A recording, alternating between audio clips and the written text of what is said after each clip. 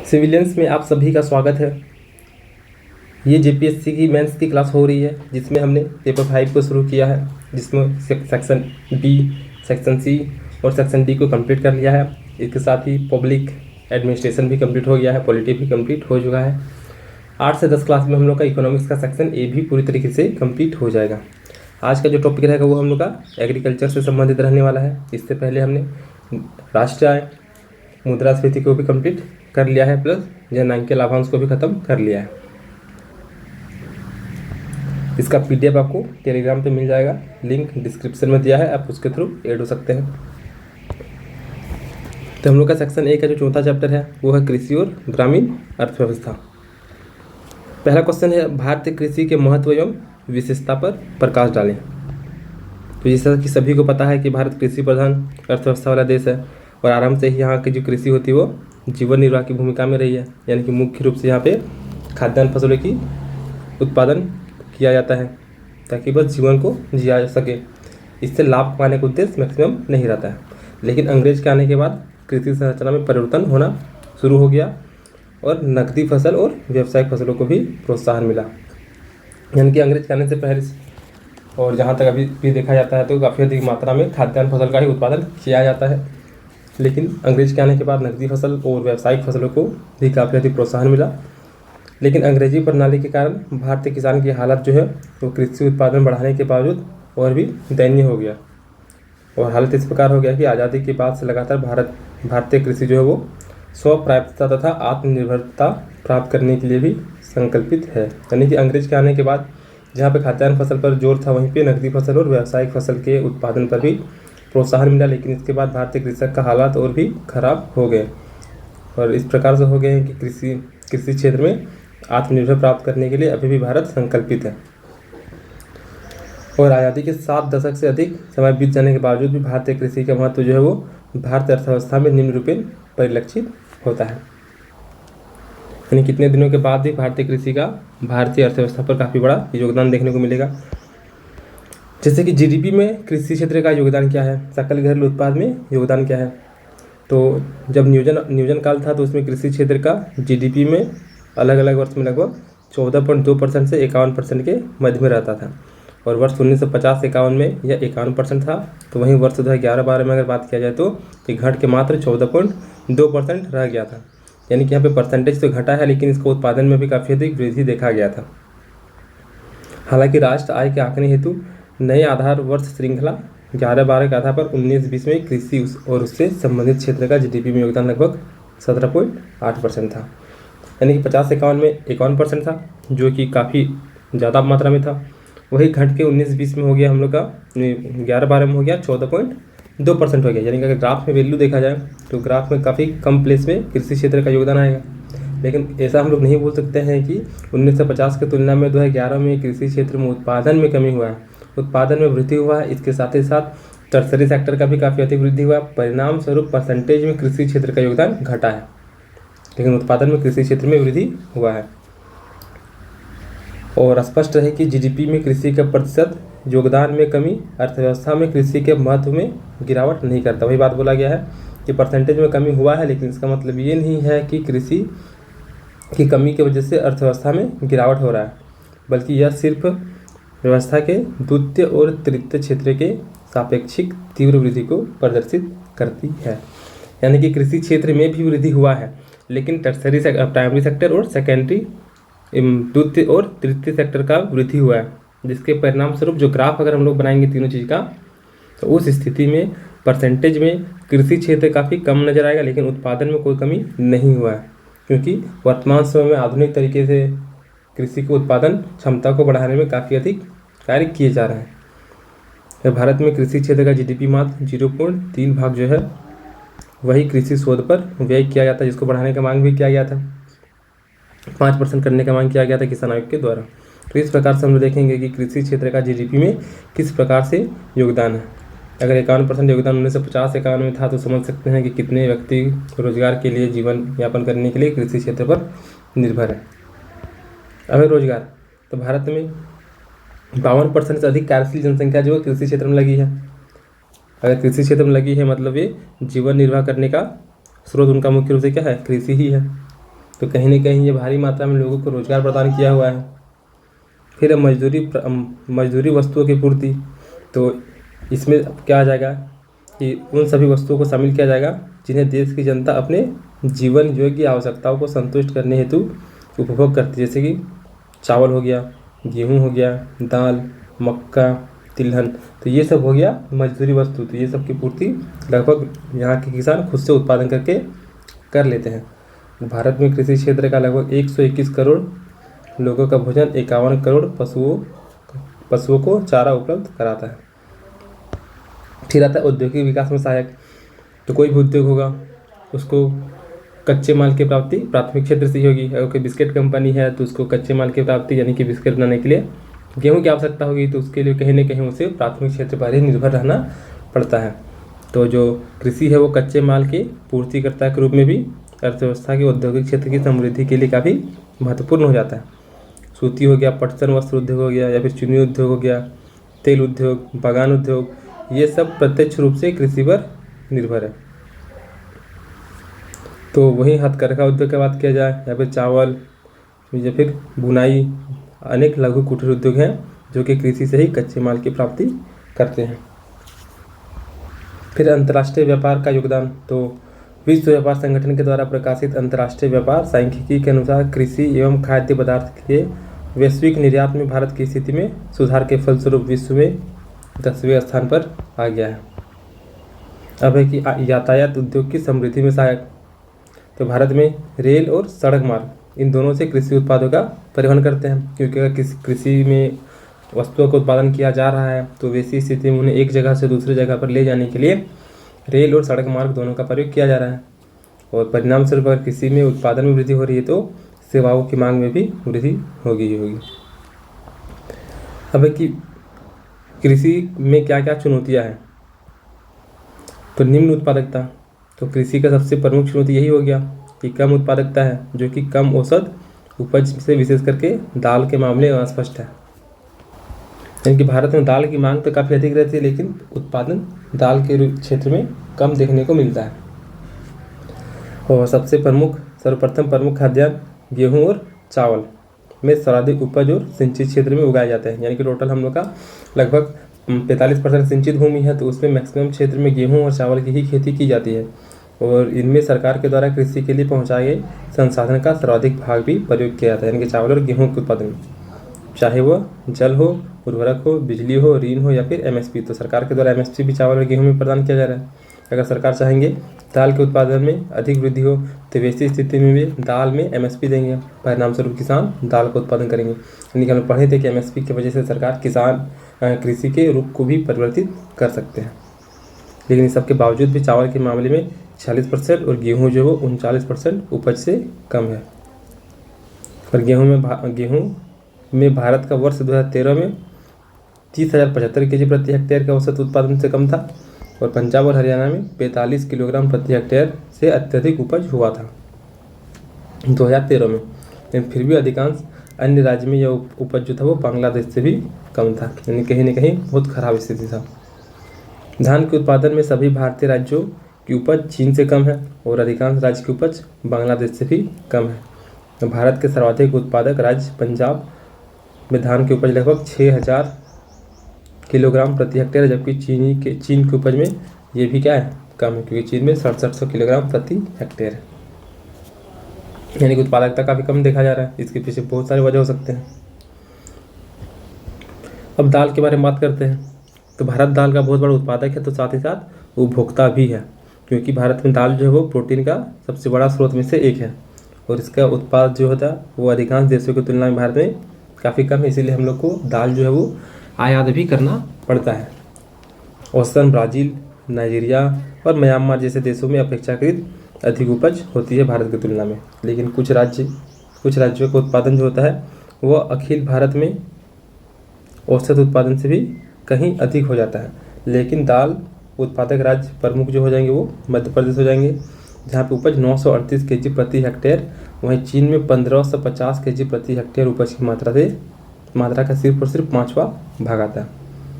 यदि भारत दालों का बहुत बड़ा उत्पादक और उपभोक्ता है, तो घरेलू मांग को पूरा करने के लिए हम लोग को आयात प्रमुख स्रोत नहीं होना चाहिए, क्योंकि ऐसी स्थिति में हम लोग अगर मांग ज़्यादा है तो हम लोग कहीं ना कहीं दूसरे देशों पर डिपेंड हो जाएंगे।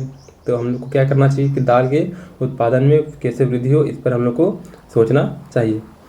तो इसके लिए सरकार अगर दाल पर MSP ले आएंगे तो अधिकतर किसानों का झुकाव दाल के उत्पादन में हो जाएगा। अतः नीति में संशोधन के झुकाव को अनिवार्यतः दालों के उत्पादन की ओर प्रोत्साहित किया जाना चाहिए। तो इस प्रकार से हम लोग का जो प्रमुख चुनौती में पहला टॉपिक जो था निम्न उत्पादकता, तो उसमें हम लोग क्या देखें कि सरकार के द्वारा कृषि क्षेत्र में जो भी संसाधन दिया गया है उसका अधिकतम प्रयोग खाद्यान्न फसल खास करके चावल और गेहूं के उत्पादन में किया जा रहा है, लेकिन इसके बावजूद भी इनके उत्पादन जो होता है वो बांग्लादेश से भी कम रह जाता है। दाल के मैटर में देखें कि दाल का सबसे बड़ा उत्पादक है तो सबसे बड़ा उपभोक्ता भी भारत ही है। तो ऐसी स्थिति में हम लोग को आयात पर निर्भर नहीं रहना चाहिए, बल्कि ऐसे नीति को सुधारना चाहिए जिससे कि दाल के उत्पादन में वृद्धि हो सके। आगे है छिपी हुई बेरोजगारी। भारतीय कृषि की यह सबसे बड़ी समस्या है, क्योंकि इसमें व्यक्ति जो होता है वो कार्य करते हुए तो दिखाई देता है, लेकिन अगर इन्हें हटा देंगे तो भी इनके सीमांत उत्पादकता में कोई भी कमी नहीं आने वाली है। तो यह छिपी हुई बेरोजगारी की ऐसी स्थिति को कहते हैं जिसमें बेरोजगारी गुप्त रहती है, और भारतीय कृषि में यह बहुत बड़े पैमाने पर पाई जाती है, जिसमें भूमि के एक निश्चित टुकड़े पर काम करने वाले कृषकों की संख्या उनकी वास्तविक आवश्यकता से अधिक होती है। यानी कि जहाँ पे 10 व्यक्ति की आवश्यकता है वहाँ पे 15 व्यक्ति कार्य कर रहा है, यानी कि 5 व्यक्ति जो एक्स्ट्रा हो जा रहा है। और अतः बाहरी तौर पर सभी लोग कार्यरत दिखते हैं, यानी कि अगर बाहर से हम लोग देखते हैं तो सभी कार्य कर रहे हैं, लेकिन वास्तविकता में ऐसा नहीं है। उनमें से कुछ बेरोजगार होते हैं, क्योंकि यदि उनमें से कुछ को वहाँ से निकाल देंगे तो भी कुल उत्पादन में कोई फर्क नहीं आने वाला है। और कृषि क्षेत्र में छिपी बेरोजगारी की उपस्थिति कृषि के बाहर रोजगार की कमी को भी दर्शाती है। कृषि क्षेत्र में एक्स्ट्रा आदमी क्यों लगा है? क्योंकि उन्हें बाहर रोजगार नहीं मिल पा रहा। तो इस प्रकार बेरोजगारी में सीमांत उत्पादकता शून्य हो जाती है। अब वर्षा पर निर्भरता। तो भारत का लगभग 45% भूभाग जो है वो सिंचित भूभाग है, यानी कि 55% भूभाग अभी भी वर्षा पर डिपेंड है। परिणाम स्वरूप भारतीय कृषि को मानसून का जुआ कहा जाता है। अगर मानसून अच्छा हुआ तो फसल अच्छा होगा, और मानसून खराब यानी वर्षा खराब तो फसल खराब हो जाएगा, यानी कि अस्थिर स्थिति देखा जाता है कृषि क्षेत्र में। तो भारतीय कृषि वर्षा पर बहुत अधिक निर्भर है। इसके अनुरूप फसल उत्पादन बहुत ही अनिश्चित होती है। अच्छी वर्षा का अर्थ क्या हो गया? अच्छा फसल, और कम वर्षा का अर्थ हो गया कम फसल। और अस्थिर कृषि उत्पादन का अर्थ अस्थिर कृषि आय से है, यानी कि कृषि के उत्पादन अगर अस्थिर है तो वैसी स्थिति में आय भी अस्थिर ही होगा, और परिणाम स्वरूप समृद्धि प्रक्रिया स्थिर होने में असफल हो जाती है। अब निर्वाह खेती का प्रचलन। तो भारत के जितने भी किसान हैं उनका कृषि के पीछे का प्राथमिक उद्देश्य क्या होता है कि वे अपने परिवार का और अपना जीवन यापन किस प्रकार से करेंगे, इनका लाभ कमाने का उद्देश्य नहीं होता है। और भारत में खेती की प्रकृति अधिक व्यापारिक भी नहीं है। निर्वाह खेती निवेश के लिए अधिशेष सृजित करने में असफल होती है, और यह कृषि में तथा उसके बाहर समृद्धि प्रक्रिया में अस्थिरता लाती है। हालांकि अंग्रेजों के आने के बाद यहाँ पे नकदी फसल और व्यापारिक फसलों के उगाने पर बल दिया गया था। अब आधुनिक आगतों का अभाव। तो कृषि क्षेत्र में जैसे कि हो गया रासायनिक उर्वरक, कीटनाशक, दवाइयों का उपयोग बहुत कम किया जाता है, और इसका मुख्य कारण क्या हो गया कि भारत के अधिकतर किसान जो है वो निर्धन होते हैं। तो ऐसी स्थिति में सरकार के द्वारा रासायनिक उर्वरक में सब्सिडी दिया जाता है। तो हम लोग पढ़े भी हैं कि अगर सब्सिडी दे रहे हैं सरकार कृषि क्षेत्र में बहुत सारे, मतलब कि उर्वरक में हो गया या फिर बिजली में हो गया, तो उनका मिसयूज भी काफ़ी किया जा रहा है। हम लोग ये क्वेश्चन कंप्लीट कर चुके हैं पूरा। तो इसमें उत्पादकता भी कम होती है और इस प्रकार पिछड़ापन होता है। अब है कि लघु जोत। तो भारत में जैसे कि रीति है, एक जमीन है तो उसको उसके संतान में बराबर बराबर बांट दिया जाता है। तो परिणाम स्वरूप समय के अनुसार कृषि क्षेत्र काफ़ी छोटा होता जाता है। अगर कृषि क्षेत्र छोटा होगा तो वैसी स्थिति में उनकी समृद्धि प्रक्रिया में भी काफ़ी रुकावट आ जाएगी। जैसे कि खेत अगर छोटा है तो वहाँ पर सभी मशीनें सही तरीके से कार्य नहीं कर पाएंगे। सीमांत खेत जो होगा वो निरंतर लाभ के लिए उद्यम के स्थान पर निर्वाह का स्रोत बनती है। अब आ गया था भूस्वामी काश्तकार संघर्ष। तो कृषि मुख्य रूप से काश्तकारों के द्वारा किया जाता है, यानी कि हम किसान समझ सकते हैं यहाँ पे। तो भूमि के बड़े भाग पर काश्तकार के द्वारा कृषि की जाती है, लेकिन वो जो भूमि होता है वो काश्तकार का नहीं होता, बल्कि वो भूमि भूस्वामी का होता है। और जो कृषि कार्य करते हैं वे उस भूमि को पट्टे में लेकर कार्य करते हैं। और जिसके परिणाम स्वरूप क्या होता है कि अगर वे 100 रुपया कमाते हैं, यानी कि जो व्यक्ति कृषि कर रहा है अगर वो 100 रुपया कमा रहे हैं तो इसमें से कुछ पैसा उनको जो भूस्वामी है उनको देना पड़ता है और काश्तकार का निम्नतम भाग प्राप्त होता है। यानी कि अधिकतम भाग जो है वो भूस्वामी को जाता है और उसका बहुत कम भाग कृषक को मिलता है जो वास्तविक रूप में अन्न उत्पादन कर रहा है। और भूस्वामी केवल फसली भाग होती है, न कि लागत भागी, और परिणाम स्वरूप कृषि की समृद्धि सपना बनकर ही रह गया है। अब आगे पिछड़ी तकनीकी। तो भारतीय कृषि में वर्तमान समय में भी बहुत जन है जो कि पशुओं के थ्रू, यानी कि बैल के द्वारा, हल के द्वारा, खुरपी के द्वारा ही कृषि कार्य कर रहे हैं। तो चूँकि भारत में अधिकांश खेत छोटे आकार के होते हैं और उनके पास खेती करने वाले अधिकांश किसान जो होते वे निर्धन होते हैं, अतः पारंपरिक तकनीक का उपयोग करना उनकी बाध्यता भी हो जाती है। और आज भी कृषि जो पशु शक्ति और मानव शक्ति पर ही रहते हैं। आधुनिक उपकरण जैसे कि ट्रैक्टर हो गया, थ्रेसर हो गया, ये सब का प्रयोग सामान्य रूप से बहुत कम ही देखा जाता है। जहाँ पर बहुत बड़े क्षेत्र में कृषि किया जाता है उन क्षेत्र में ही इन सारे सामानों का यूज किया जाता है। परिणाम स्वरूप उत्पादकता निम्न बनी रहती है। और भारतीय कृषि के इन सभी विशेषताओं में से एक महत्वपूर्ण निष्कर्ष निकलता है कि भारतीय कृषि बहुत पिछड़ी हुई है। और इस प्रकार से हम लोग का पहला क्वेश्चन कंप्लीट हुआ। अगला क्वेश्चन है कि भारत में कृषि उत्पादकता दर निम्न होने के कारण को समझाइए। तो कृषि जो है वो भारतीय अर्थव्यवस्था का प्रमुख आधार रहा है और वर्तमान में लगभग 52% आबादी जो है वो रोजगार के लिए या फिर आजीविका के लिए कृषि क्षेत्र पर ही निर्भर है। फिर इनके बावजूद भी कृषि क्षेत्र में निवेश और वृद्धि दर औद्योगिक और सेवा क्षेत्र के मुकाबले काफ़ी कम रहता है। हम लोग देखे भी थे कि निवेश काफ़ी कम था जिसको बढ़ाकर 5% करने का मांग किया गया। और कृषि वृद्धि दर का नीचा रहना और उसमें लगातार उतार चढ़ाव के साथ देश में वृहद ग्रामीण इलाकों में कृषि से जुड़े संकट का व्यापक होना न सिर्फ देश की खाद्य सुरक्षा हेतु चिंतनीय है बल्कि पूरे राष्ट्र की आर्थिक सेहत के लिए भी चिंता का विषय है। क्योंकि बोला जाता है कि भारतीय कृषि मानसून पर निर्भर है, मानसून का जुआ बोला जाता है। तो ऐसी स्थिति में अगर मानसून अच्छी हुई तो कृषि अच्छी होगी और मानसून खराब, वर्षा खराब तो कृषि खराब। तो कहीं ना कहीं उतार चढ़ाव हर समय देखने को मिलता है। परिणाम स्वरूप लोगों में अस्थिरता होती है, उनकी आय में अस्थिरता होती है, जो कि सिर्फ उन लोगों के लिए ही नहीं बल्कि पूरे देश के लिए गंभीर समस्या है, गंभीर चिंता का विषय है। और आज़ादी के बाद से ही भारत में लगातार नियोजन प्रणाली के माध्यम से कृषि विकास की गति को तेज करने का प्रयास किया गया। और जैसा कि सबको मालूम है कि प्रथम पंचवर्षीय योजना पूरी तरीके से कृषि पर ही निर्भर थी, जिसमें कृषि को प्राथमिकता दिया गया था। लेकिन पूरे 5 वर्ष के काल में कृषि का विकास दर 2.71 ही रहा था।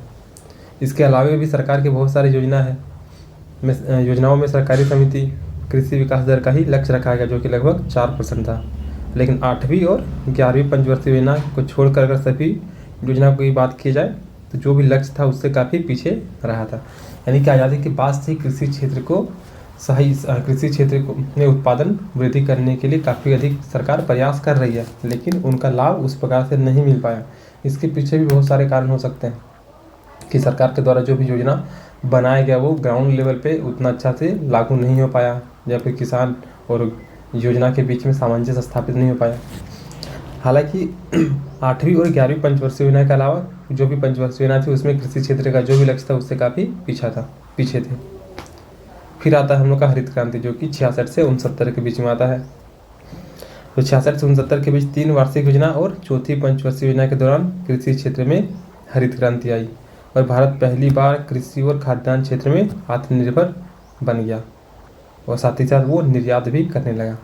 साथ ही आपदा के लिए वो प्रतिरोधक भंडार भी बनाना आरंभ कर दिया। अब प्रतिरोधक भंडार अगर बना रहा है इसका मतलब ये है कि अधिशेष उत्पादन हो रहा है, उत्पादन काफ़ी अधिक हो रहा है। तो हरित क्रांति के बाद भारत पहली बार खाद्यान्न और कृषि क्षेत्र में आत्मनिर्भर बना था। इसके साथ ही साथ वो आपदा के समय किस प्रकार से खाद्यान्न की पूर्ति हो तो उसके लिए वे पहले से स्टोरेज बनाना शुरू कर दिए थे।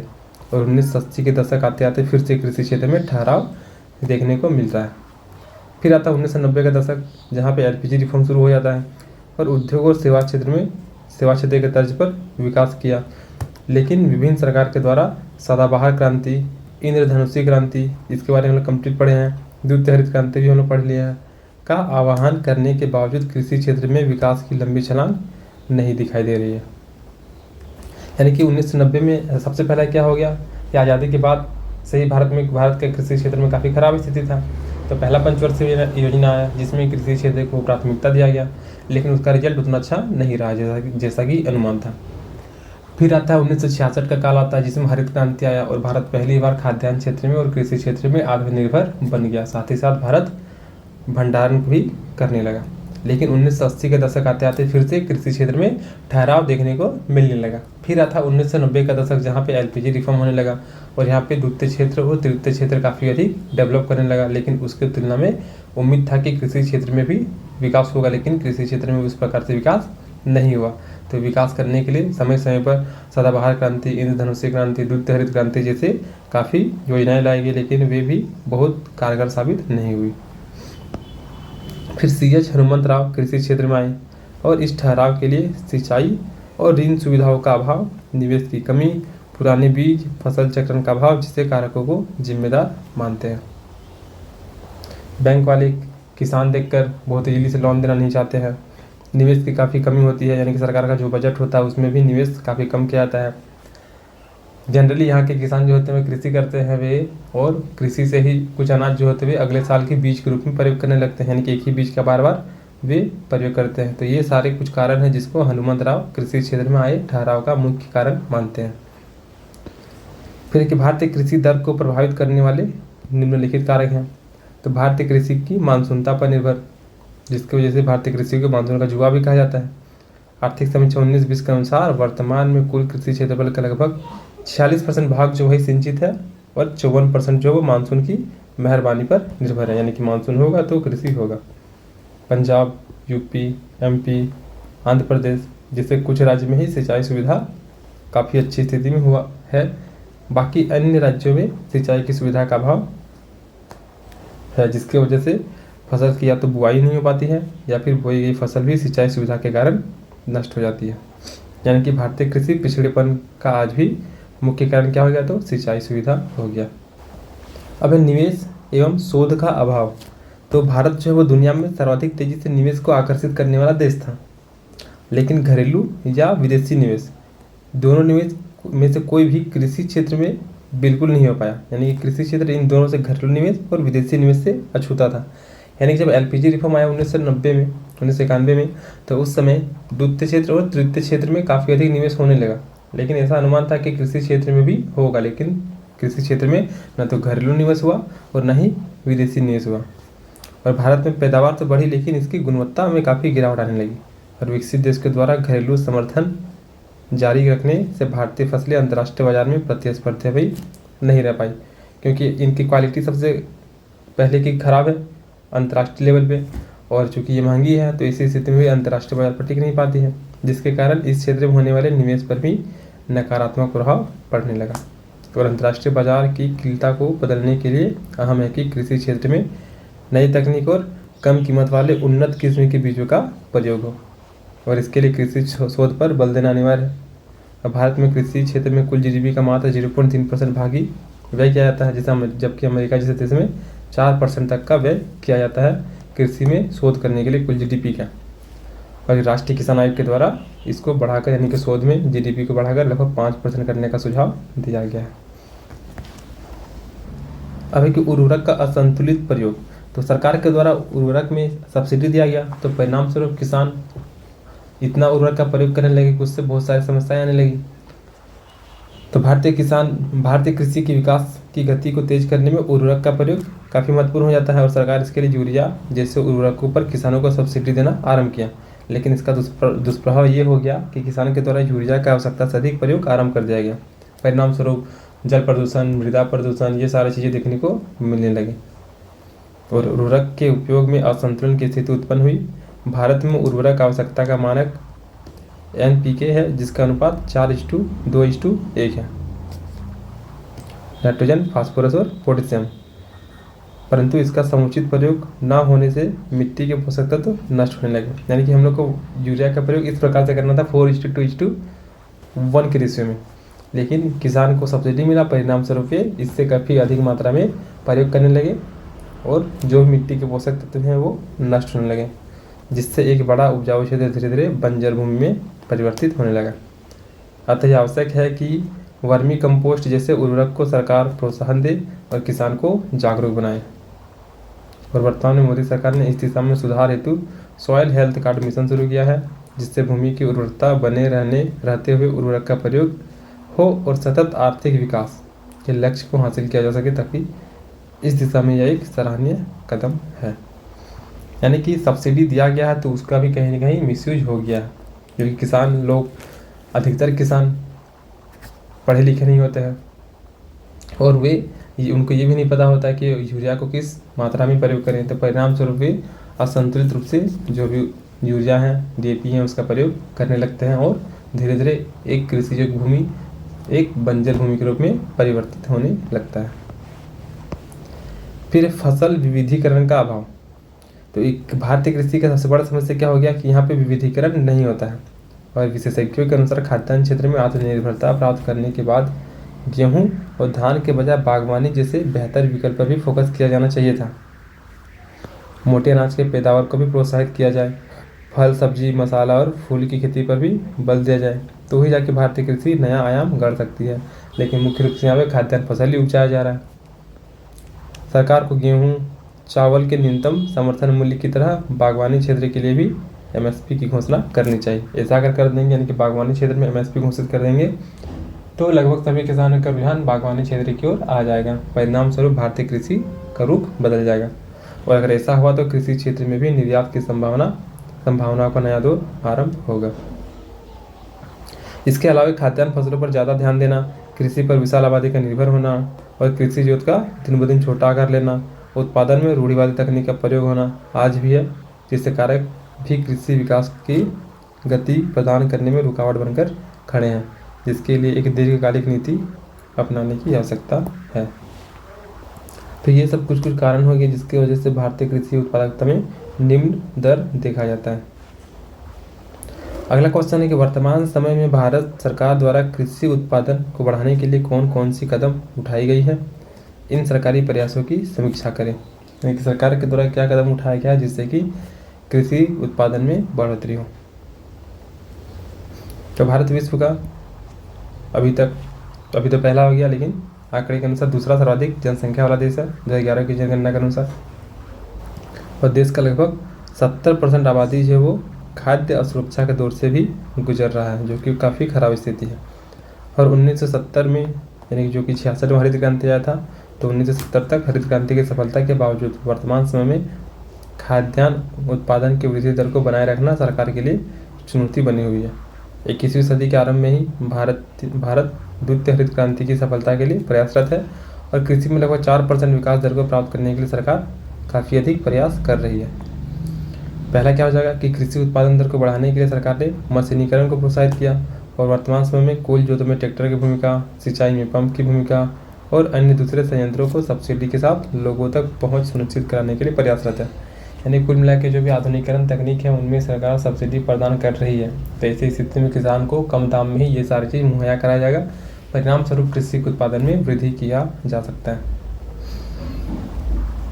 अब कि भारतीय कृषि का गंभीर चुनौती क्या था कि बेहतर उत्पादन की स्थिति में भी किसानों को उचित मूल्य नहीं मिलता था। तो ऐसे में सरकार इसके लिए प्रतिवर्ष 2 बार खरीफ फसल और रबी फसल पर MSP लाते हैं, यानी कि न्यूनतम समर्थन मूल्य, मिनिमम सपोर्ट प्राइस, तो 2 बार लाते हैं सरकार ताकि, और तथा इसके अलावा राष्ट्रीय कृषि बाजार का विकास भी कर रही है। और हाल ही में सरकार ने घोषणा किया है कि कृषि प्रौद्योगिकी अवसंरचना निधि के जरिए सरकार 2015 से 18 के बीच 200 एकड़ रुपए राष्ट्रीय कृषि बाजार पर खर्च करेगी, जिससे किसान ई-बाजार मंच के द्वारा देश के प्रमुख राष्ट्रीय मंडियों से जुड़ सकेंगे और अपने वस्तुओं को उचित मूल्य भी प्राप्त कर सकेंगे। यानी कि ऐसा हो जाता भारत में उत्पादन काफ़ी अधिक हो गया, लेकिन उसके बावजूद भी उसका सही दाम नहीं मिल पाया।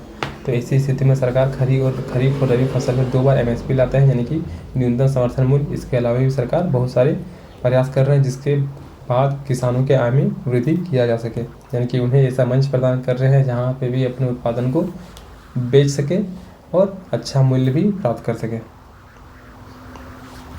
अब 20 से 25% जो है वो कृषि के उत्पादन में बीज का भी रोल होता है, यानी कि बीज की गुणवत्ता डिपेंड करता है 20 से 25% उत्पादकता बढ़ाने पर। और सरकार इस आवश्यकता को महसूस करते हुए बीज प्रौद्योगिकी के विकास को प्रोत्साहित कर रही है। इसके अलावा सरकार जेनेटिक मॉडिफाइड फसल को उगाने पर भी मंजूरी प्रदान कर दिए हैं। कपास हो गया, बीटा बैगन हो गया, चना, चावल, सरसों जैसे बीज जो है इस क्षेत्र में जीएम बीज के प्रयोग की अनुमति भी सरकार दे दी है और 2014 में सरकार ने इसके परीक्षण की भी छूट दे दी है। और माना जा रहा है कि जीएम बीज के प्रयोग से कृषि में 25% उत्पादन स्तर में वृद्धि संभव होगी। अब सरकार का प्रयास है कि कृषि उत्पादन के प्रति लोगों के बीच उचित और सही समझ को विकसित किया जाए और इसके लिए एक तरफ जहां सरकार सॉइल हेल्थ कार्ड यानी कि मिट्टी स्वास्थ्य कार्ड जैसी योजना शुरू कर रही है, तो वहीं दूसरी तरफ किसान कॉल सेंटर का भी विकास किया जा रहा है। मृदा स्वास्थ्य कार्ड का उद्देश्य क्या है कि मिट्टी की गुणवत्ता का जांच करके किसान को बताना कि उनकी भूमि किस फसल के उत्पादन के लिए सर्वाधिक उपयुक्त है और इसकी शुरुआत 2015 में किया गया था।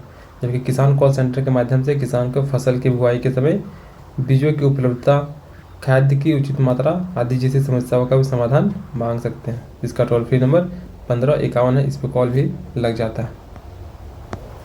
अब है कि भारतीय कृषि वर्तमान दौर में सिंचाई समस्या का सामना कर रही है। तो भारत में आज भी 55% भूभाग जो वो सिंचाई साधनों के लिए तरस रही है। चीन और ब्राज़ील जैसे देश को अगर देखा जाए तो भारत से 4 गुना अधिक जल सिंचाई का प्रयोग वहाँ पे किया जाता है। और भारत सरकार 2015-16 में महत्वाकांक्षी लक्ष्य के तहत प्रधानमंत्री कृषि सिंचाई योजना की शुरुआत की थी। इसके तहत पानी की बचत, सिंचाई तक पहुँच, इन दोनों लक्ष्य को निर्धारित किया गया था। तो पानी की बचत करने के लिए स्प्रिंकल, ड्रिप इरिगेशन, ये सारा चीज़ को प्रोत्साहित किया गया है। और गुजरात, कर्नाटक और आंध्र प्रदेश जैसे राज्य में मूंगफली और कपास स्प्रिंकल पद्धति से 40% तक की जल की बचत हुई है। और ड्रिप सिंचाई को बागवानी एवं सब्जी की खेती के लिए प्रभावी कदम माना जा रहा है, जिसके प्रयोग से लगभग 40 से 65% तक जल की बचत की जा सकती है। फिर आता है इसके अलावा सरकार किसानों को कृषि जोखिम से बचाने के लिए बीमा करवा रही है, जिसमें क्या हो गया, इसके लिए सरकार ने प्रधानमंत्री फसल बीमा योजना शुरू किया, जिसके तहत 2% राशि अगर हम लोग जमा करते हैं टोटल बुआई का 2% और 33% से अगर 33% फसल की अगर बर्बादी हो जाती है तो ऐसी स्थिति में किसान को संपूर्ण एकमुश्त मुआवजा राशि भुगतान किया जाएगा। फिर भारत सरकार कृषि उत्पादन में वृद्धि हेतु जैविक कृषि को प्रोत्साहन पर बल दे रही है, क्योंकि हरित क्रांति के बाद बहुत अधिक मात्रा में उर्वरक का प्रयोग हुआ, परिणाम स्वरूप वहाँ की भूमि बंजर होना शुरू होने लगी। तो ऐसी स्थिति में सरकार ने जैविक कृषि को बढ़ावा देना शुरू कर दिया, जिसमें सबसे अग्रणी राज्य सिक्किम है। और 2015 तक सिक्किम ने लगभग 50,000 एकड़ भूमि को जैविक कृषि क्षेत्र में बदला है। इसके अलावा कीटनाशक, रसायनों का प्रयोग, बहुफसलीकरण को बढ़ावा, विभिन्न आवश्यकताओं पर सब्सिडी, किसानों को आसानी से ऋण उपलब्ध कराकर भूमि सुधार कानूनों को लागू कर सरकार कृषि विकास में नई क्रांति लाने की कोशिश कर रही है, ताकि उत्पादन दर में अप्रत्याशित वृद्धि हो सके। लेकिन किसानों का कृषि के प्रति उदासीन रवैया, मशीनीकरण का उपयोग नहीं करना, बीज के शोधा पर आंशिक व्यय या फिर सिंचाई प्रणालियों में आधारभूत संरचना का अभाव, जीएम फसलों के प्रति आशंकाएं, वर्मी कंपोस्ट की सीमित मात्रा, सरकारी अधिकारियों का लीपापोती जैसे कार्य और बैंक के द्वारा कृषि ऋण पर उदासीन रवैया, निवेशकों के द्वारा कृषि को जुआ समझना, तो ये सारे कुछ कारक हैं जो कि कृषि के तीव्र विकास दर में बाधक बने हुए हैं। और इस प्रकार वित्तीय प्राप्ति करने हेतु समुचित राशि प्रबंधन, केंद्र एवं राज्यों में तालमेल और कृषि शोध पर बल ही उचित मार्ग खोल सकता है। तो ये सारा चीज़ हो गया जिसके माध्यम से सरकार कृषि के उत्पादन में वृद्धि करने का प्रयास कर रही है। इस चैप्टर का एक और वीडियो बनाएंगे जिसमें कि हम लोग पूरी तरीके से कृषि को ख़त्म कर देंगे और पीडीएफ को एक ही बार में प्रोवाइड करा दिया जाएगा। तो मिलते हैं अगली वीडियो के साथ, तब तक के लिए धन्यवाद।